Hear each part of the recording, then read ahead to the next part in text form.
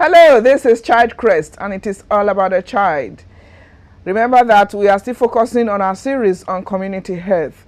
Quite a bit of programs we have had so far, where community health, you cannot rule out various childhood diseases or conditions that may confront the growing child. Our focus on this program is to ensure that the child develop well in our society.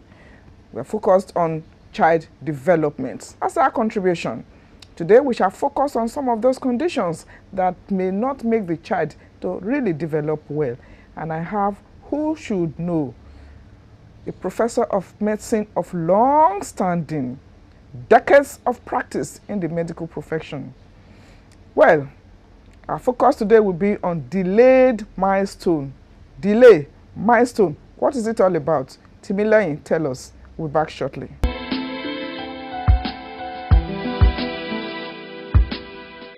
Delayed milestone, also known as developmental delays, is more apparent in children when they fail to reach one of the growth stages at the expected age. Even though some children can be naturally slow, but the ability of the parents to know when to seek medical attention is paramount. Come with us to the studio for the detailed expose on this topic with Professor of Medicine and a reputable consultant neurologist.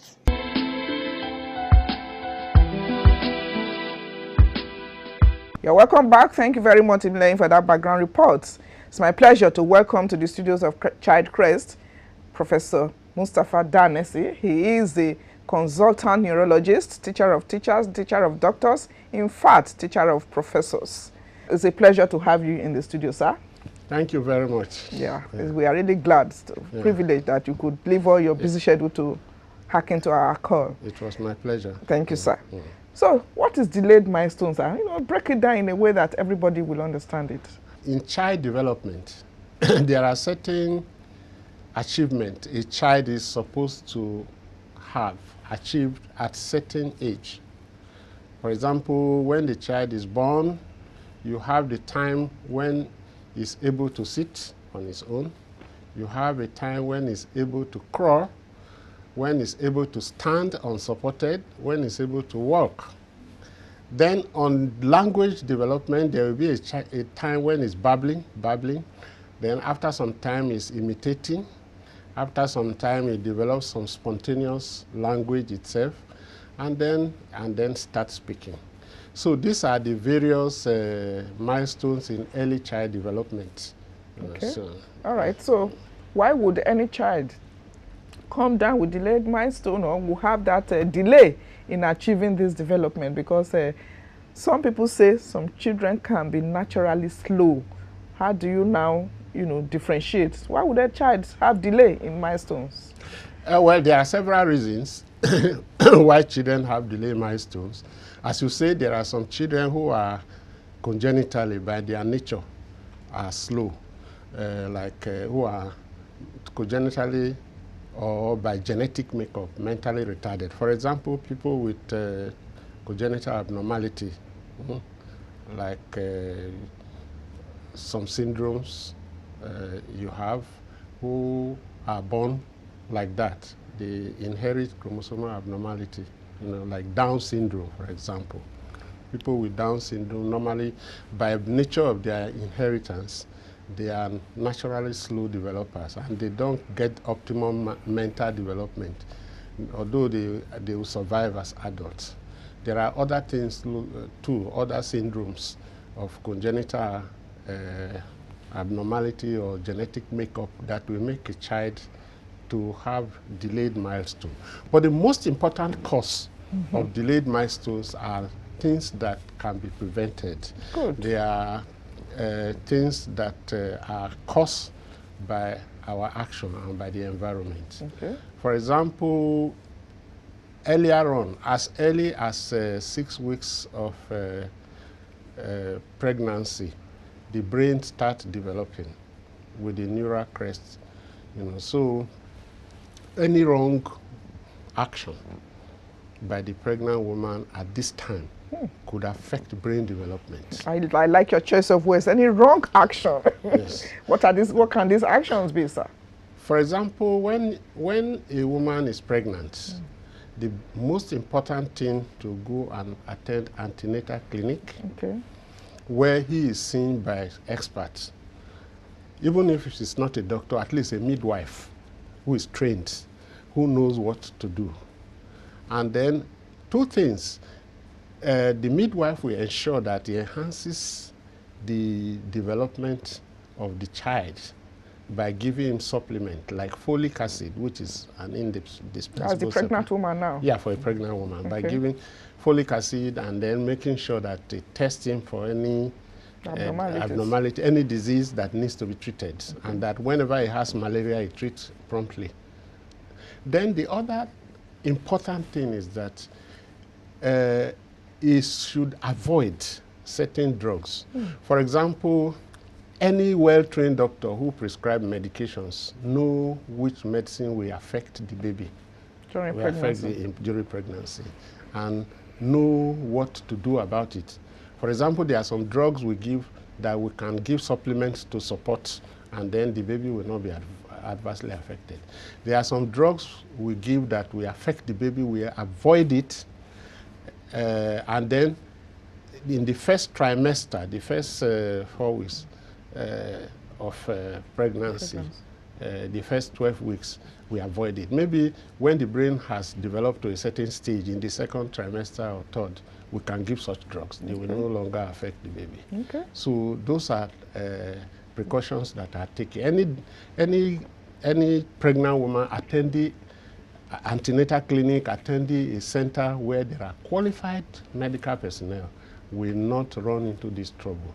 Okay. The greatest problem we have in our society are those who do not attend medical care and go and take all manners of herbal concoctions, herbal medicines, which of doubtful safety to the child.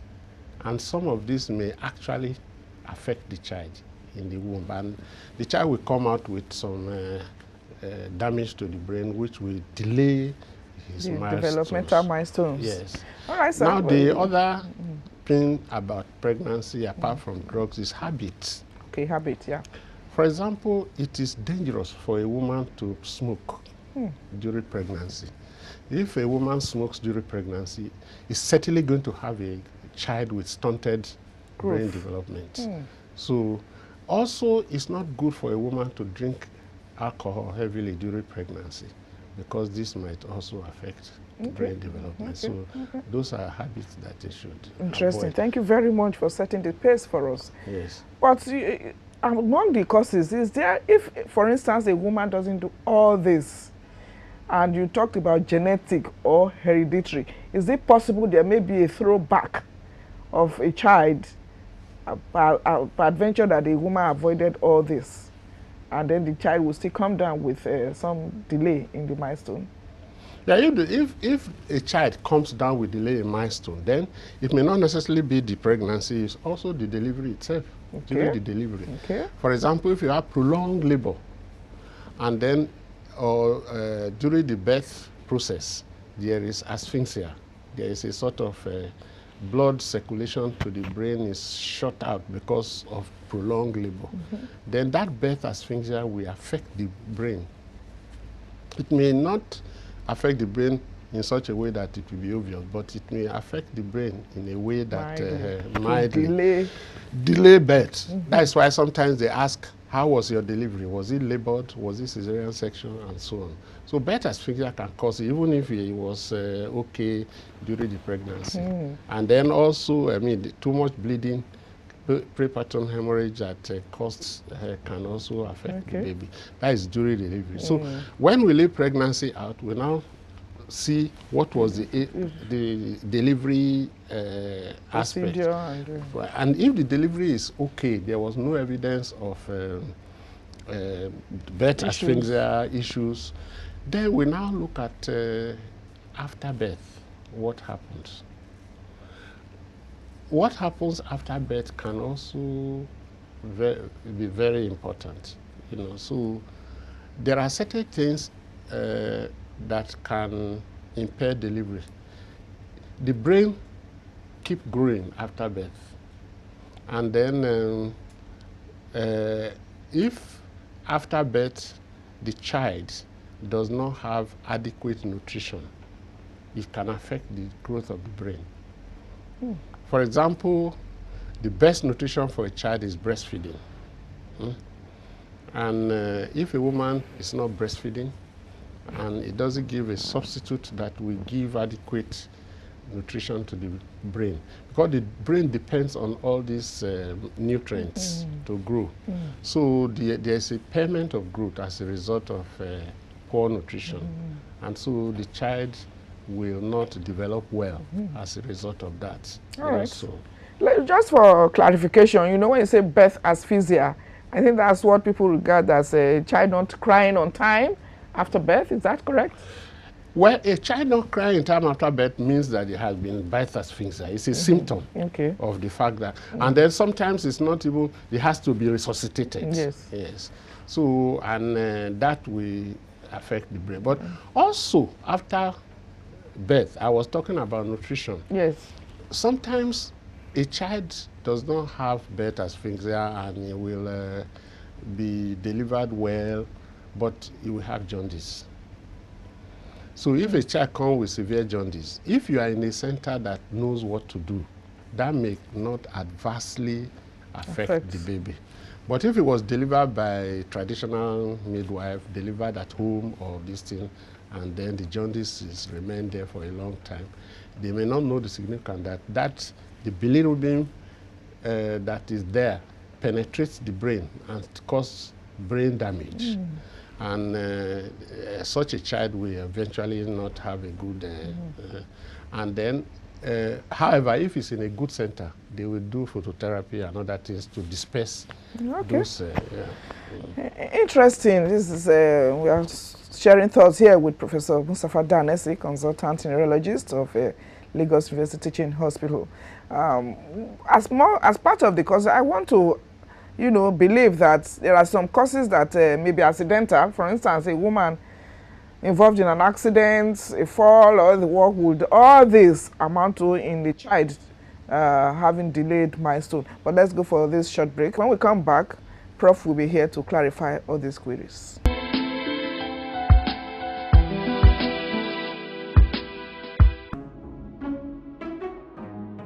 Hello, this is Child Crest.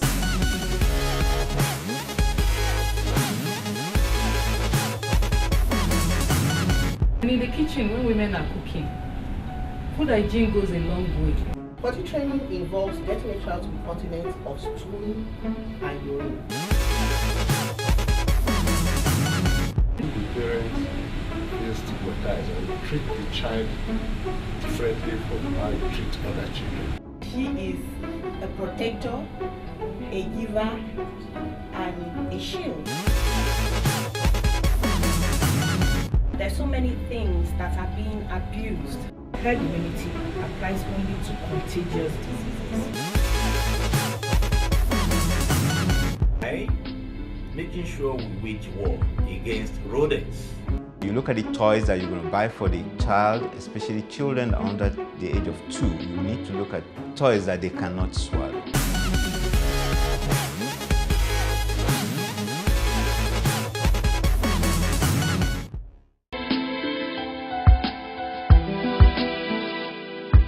You're welcome back. The program is still Child Crest, and it's a lot of health education here. In fact, I'm in a classroom as if I'm in the College of Medicine.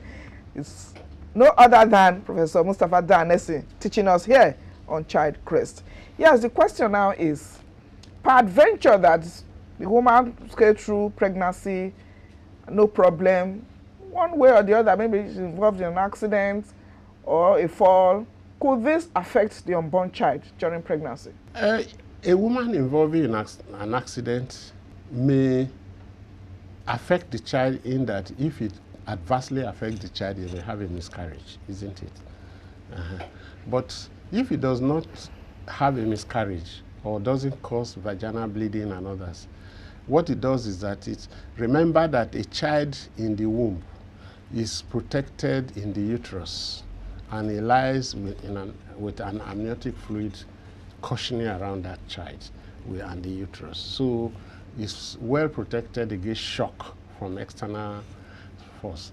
So, however, if the force is so great as to affect it, of course, it will show. The mother will bleed and there will be a miscarriage. But if it falls and then there is no such thing, that's why when a woman falls, it goes straight to the obstetricians. They will do ultrasound, they do check everything to ensure that the baby is still okay. And if the baby is okay, they will say, yes, the baby is fine, no problem. It will not cause delayed milestone. All right. Yes. Now, let's look at management now. A child has been born, the mother is concerned, oh, the other children are thriving, they were not as slow as this. What should such a woman do at that point? Is to go and seek expert advice or expert doctor. Pediatric neurologist, you know, I'm a brain physician, though I'm in my training, especially in the US, I'm trained in both children and adult brain. So, but you, in this part of the world, they segment it. You go to a pediatrician and then go to a pediatrician with special training in the brain. Okay. And then they are going to be able to tell you what happened by investigation. Because even if they have investigated and found out that everything went well during pregnancy, there was no problem, the delivery was okay, there was no problem, and then there was no jaundice, everything. There may be other things that would have underlying factors that would have occurred after birth. For example, we will check, did he have an infection? For example, if he has cerebral malaria, for example, and then he was treated, he got out of it, it will affect the brain. If he had an infection, like meningitis, he got out of it, it will affect the brain. So the development of the brain may not be that optimal. One of the greatest confusing factors are a child who develops in many other ways, but so it's not doing as well as the others. For example, I've had to treat a young girl who was supposed to be in secondary school, JSS 1. He was still in primary 3. Wow. The mates, I mean the younger sister also had already left, and he was in almost in primary 6 and was going to secondary school, overtaking. There was nothing obvious on that girl when you see medically, but having seen as a neurologist, I decided that there was something wrong with this girl, so we have to investigate the brain. So sometimes when we did EEG, we discovered that he had a seizure, what we call epileptic seizures. But the type of seizure he had is not the one that will make her convulse. It's the time that we blank her out for some time. And then anyway, so that in school he's not able to follow what is going on because he has frequent blanking out with these seizures. Meanwhile, they thought that you're a dull child, you are not thriving, you are not, you know, the attitude. Then we have to educate the parents. So we started her on medications to stop the epileptic seizures, and she rapidly picked up and started doing well. So a good investigation will always find out the reason why there is such a problem. Thank you very much, sir. Yeah. Quite interesting. So, but how bad can it really get? How delayed can the milestone get in a child? It depends on the extent of brain damage. The more the brain damage, the more delayed it could be. But one of the good things about delayed development as a result of some brain insults is that it's not static. Once it's discovered and the cause is found, and if the cause is reversible, it can be treated and the child will start getting better. You know, but if it's a very bad one that even as hopeless as it might look, with good treatment by expert, there must be some improvement. A lot of time is the seizure that is underlying, which is not found, that can keep damaging the brain, and that can help to make the child improve. The other important thing is nutrition. If he has good nutrition with high calorie, high protein diet and high micronutrients, in the food. The brain requires this all to develop. Nourished. And to nourishing the brain, and then they will be growing. The brain grows in a child. It's not static. Up to the age of 18, it's still growing. So if it's given good nutrition, it will help the brain to grow. Interesting, sir. Yes. How bad can the situation be that a child will turn out to be a vegetable, particularly from causes of jaundice that were not well detected or treated? This shows a very bad brain damage. By the time you see a child being a vegetable, something must have been wrong with the treatment earlier on. Sometimes maybe these children were not brought to the hospital, they were treated at home, in a herbal home or somewhere, until when they got to such a bad state before they now bring them to the hospital. Remember that once a brain is badly damaged, it's irreversible. The best thing, there's no time to waste in any brain damage. It's to reverse it as fast as possible, halt the deterioration. The damaging factor. Yes, so but if it's allowed to damage very badly, then you have a child becoming a vegetable. Of course, there are also things, some congenital diseases of the brain that has affected the brain in such a way that very little can be done, about such children. And so you find out that well, one has to accept that. But a lot of the children who become vegetable are those who have had such a badly damaged brain that continue to have damage to the brain continuously for many years until when they finally sought help. At that time, it has gone to a very bad state. So the lesson is that you should seek help as fast as possible when you detect something, no matter how trivial. Okay, but for a lay parent, we just say the child is slow, it may just be normal. At what point do you think they should seek help? At any suspicion, once a child shows lack of normal development, no matter how trivial you think it is, get a professional help, because you may not know how bad it is until a professional help you seek. Because if you trivialize it and then you allow it to keep going on and on, maybe the process that is going on would have been stopped if you had seek help earlier.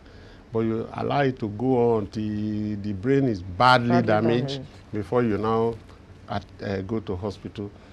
Nothing much can be done for such a child. Okay, I want you to use this opportunity to counsel and advise parents that all hope is not lost. If you presently have a child that is a little slow and milestone is a little bit delayed, I think that is the key. If the child has a delayed milestone and is slow and his brain function seems to be as good as his peer, seek for help very fast. Don't waste time. In our society, which is a pre-logic society, a lot of things will be told to you. You'll be directed to spiritualists, you'll be directed to traditional herbalists, you'll be directed to all sorts of things. That will keep the problem worse. Seek for a doctor who will consult a pediatric neurologist, a brain specialist who understands children, who will be able to. Even an adult brain specialist can even help when there is no brain specialist in pediatric, but you must seek help early. Thank you very much, sir. All right, This has been Professor Mustapha Danesi, Professor of Medicine, Consultant Neurologist, Lagos University Teaching Hospital. Thank you very much for coming. Thank you. We'll knock on the door again because we are not done with you yet. Let's go over to other segments of the program now. Child Crest will be back.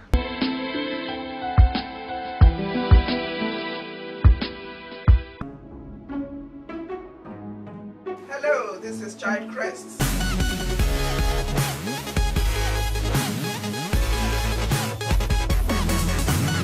In the kitchen, when women are cooking, food hygiene goes a long way.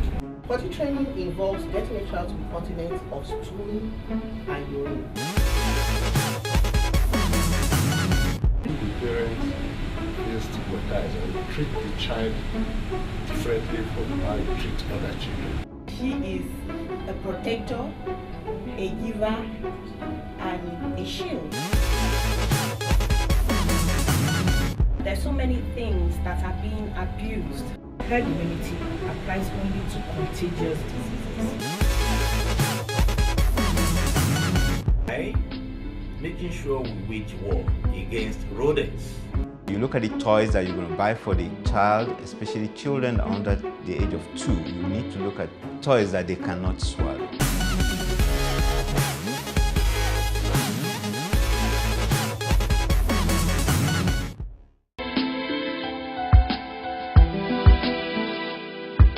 You're welcome back. That's how it's been.